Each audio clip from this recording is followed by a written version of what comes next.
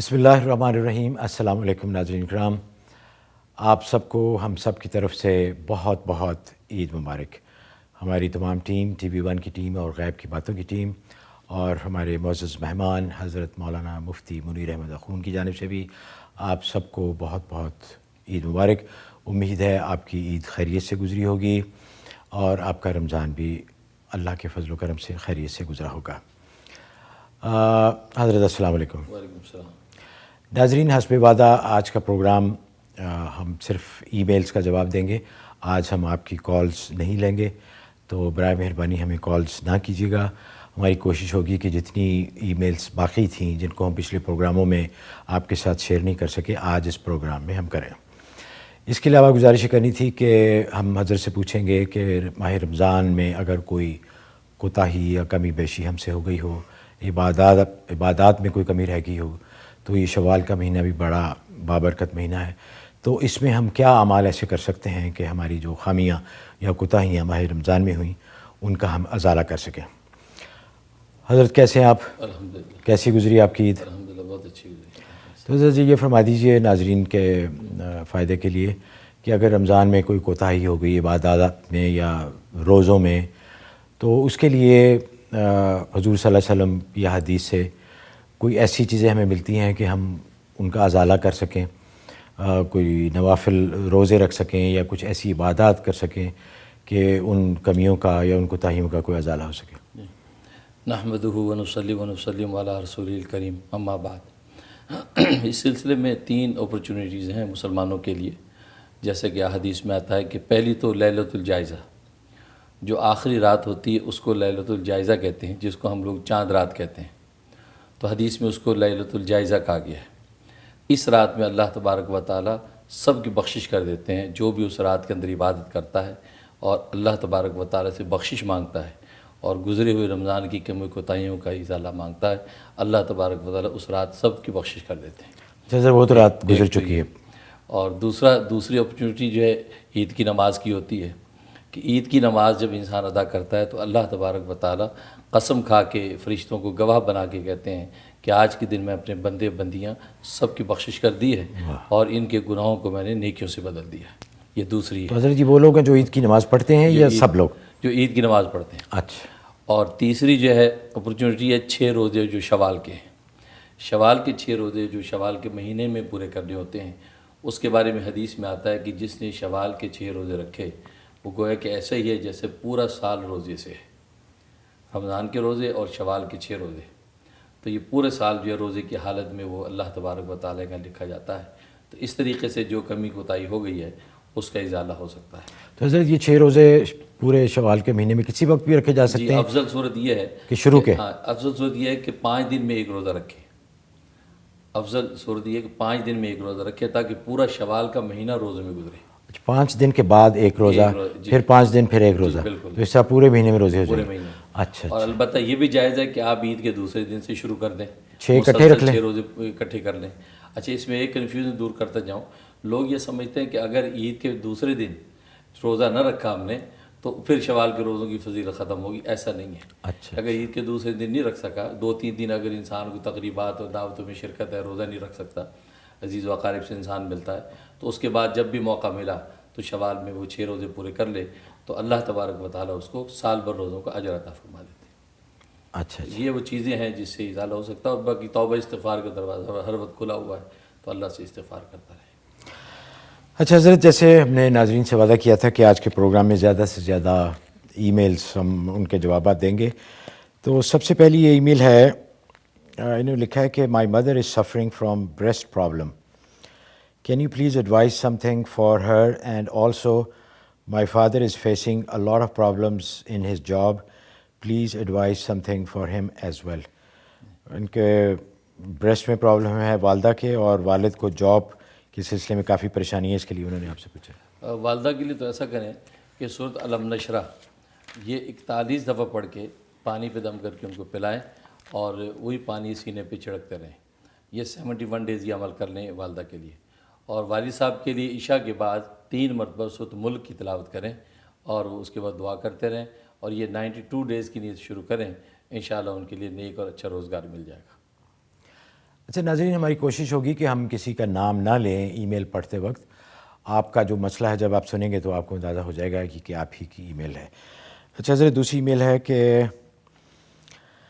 انہوں نے لکھا کہ آپ نے وظیفہ بتایا تھا ڈرائیونگ ٹیسٹ کے لیے، تو یہ اب انفارچونیٹلی ہمیں لیٹ ای میل ملی. تو ان کا 29 تاریخ کو ڈرائیورس ٹیسٹ تھا، لیکن پھر بھی آپ ذرا باقی لوگوں کے لیے بتا دیجیے کہ اس کے لیے کون سا عمل کریں کہ جس سے ڈرائیونگ ٹیسٹ میں پاس ہونا آسان ہو جائے.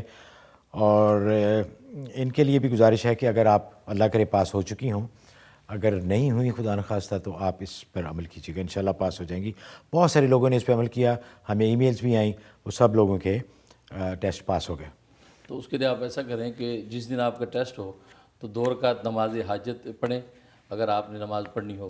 تو اس کے بعد سورۃ آل عمران کی آیت نمبر 154 یہ 3 دفعہ تلاوت کر کے اپنے ہاتھوں پہ دم کر کے چہرے پہ پھیر لینا ہے، اور سارے راستے یا ناصر پڑھتے جانا ہے، اور ڈرائیونگ کے دوران بھی آپ یا ناصر پڑھتی رہیں.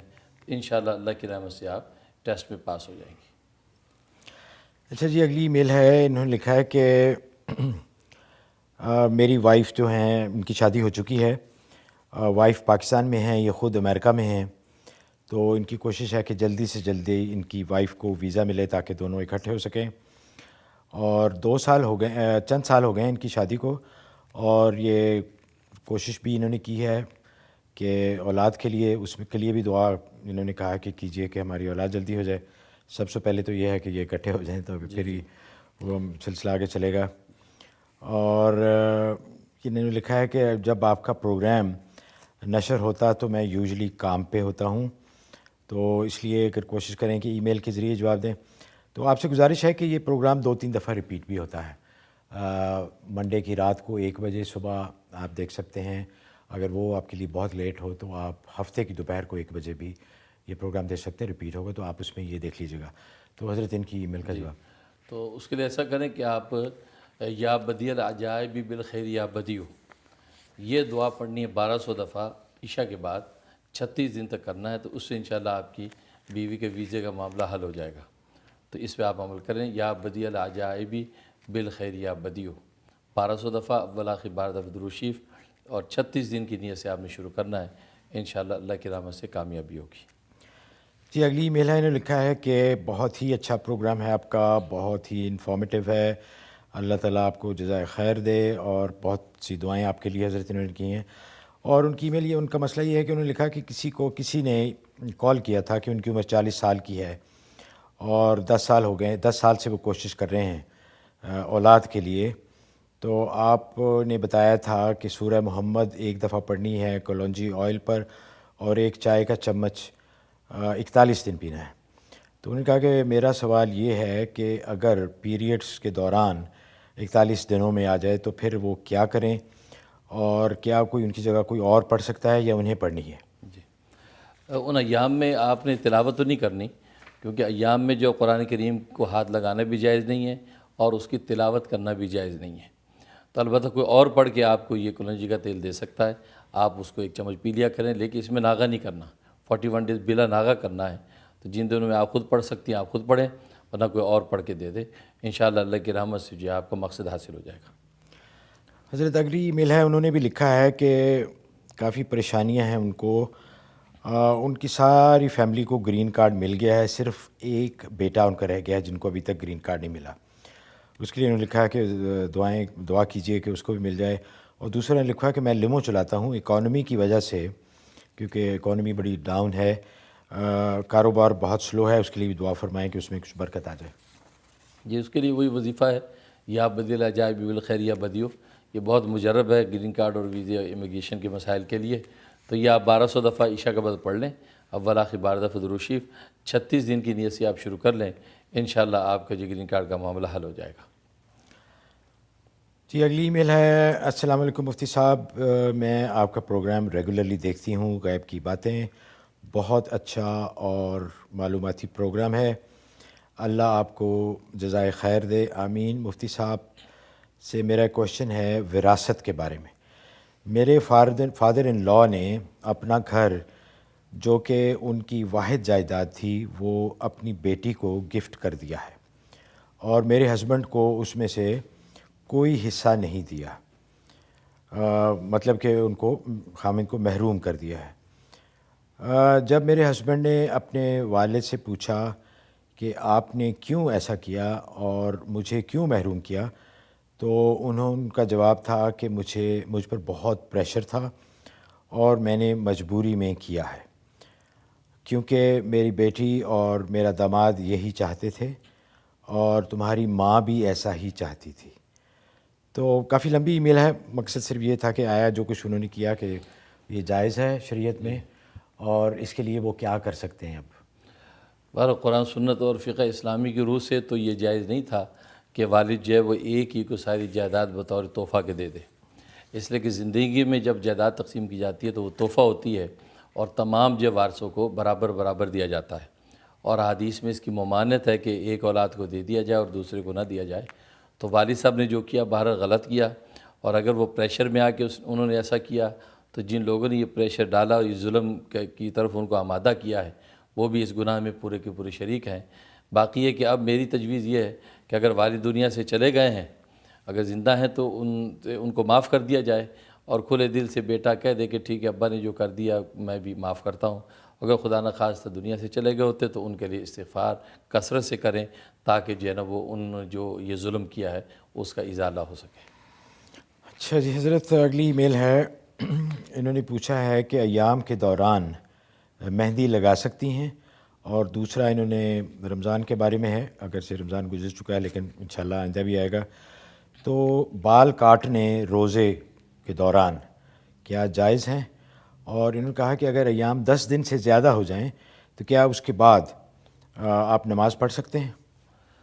ایام کے دوران میں آپ مہندی لگا سکتی ہیں، اس میں کوئی شرعی ممانعت نہیں ہے، اور اسی طریقے سے روزے کی حالت میں آپ بال کٹوا سکتی ہیں اور روزے پر اس کا کوئی اثر نہیں ہے۔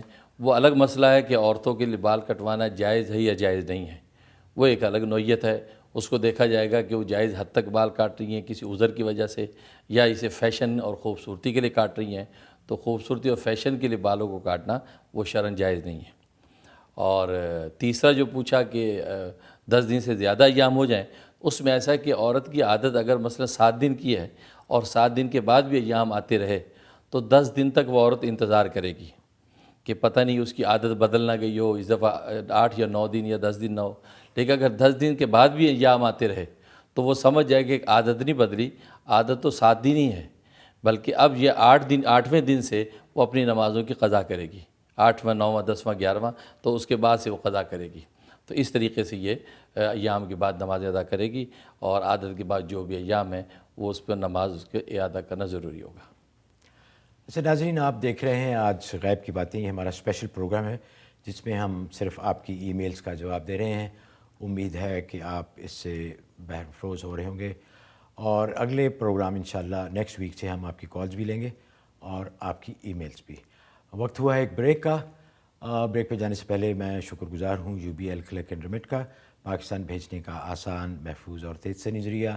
آپ اپنے گھر کے آرام میں، گھر کے ماحول میں بیٹھے کمپیوٹر کے ایک کلک کے ذریعے پاکستان سیکنڈز میں پیسے بھیج سکتے ہیں۔ یہ طریقہ ویسے بھی لیگل ہے، جائز ہے اور حلال ہے۔ دوسرے ناجائز طریقوں کو استعمال نہ کریں اور UBL کلک اینڈ ریمٹ کے ذریعے پیسے بھیجیں۔ حاضر ہوتے ہیں دوبارہ آپ کی خدمت میں ایک چھوٹی سی بریک کے بعد۔ اس پروگرام کو پیش کرنے میں ہمارے ساتھ تعاون کیا ہے UBL کلک اینڈ ریمٹ نے، جو پاکستان رقومات بھیجنے کا آسان، تیز ترین اور محفوظ ذریعہ ہے، اور ہنی ڈرم نے، جو جلد اور بالوں کے امراض میں خالص شہد اور قدرتی اجزاء پر مشتمل بہترین پروڈکٹ ہے۔